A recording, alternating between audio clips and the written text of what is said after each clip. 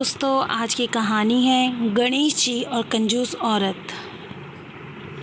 बहुत पुराने ज़माने की बात है। एक घर में एक बहू और उसकी सासू माँ रहती थी। उसकी सासू माँ बहुत ज़्यादा लालची किस्म की औरत थी।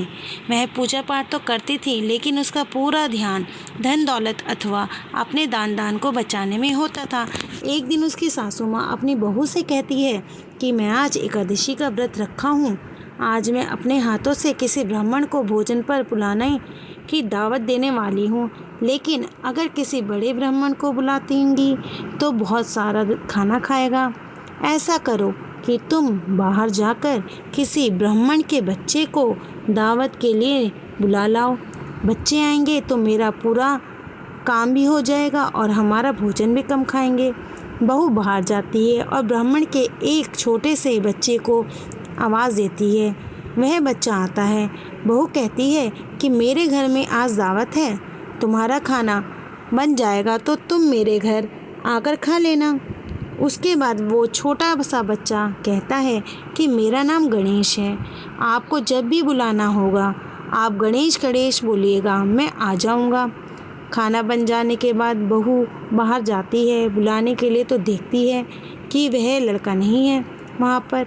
अचानक बहू को लड़के की बात याद आ जाती है और वह अपने मन में गणेश गणेश कहती है।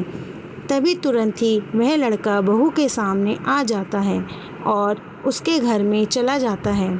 खाना खाने के लिए वह लड़का खाना खाता रहता है, जितना देती है सभी खा जाता है।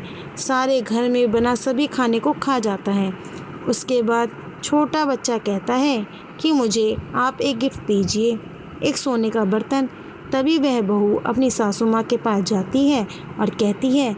सासू माँ बहुत ज़्यादा कंजूस थी, लेकिन फिर भी वह दे देती है। जब अपना सामान लेकर छोटा सा बच्चा बाहर जाता है, जैसे ही बहू और उसकी सास दोनों घर आती हैं, देखती हैं तो उसका सारा घर सोना चांदी से भरा हुआ है। अब उसके बाद उसकी सास कभी भी कंजूस वाली नीयत से किसी को भी दान नहीं दिया करती थी। कहानी पसंद आई हो तो लाइक कीजिए, शेयर कीजिए और चैनल को सब्सक्राइब करें।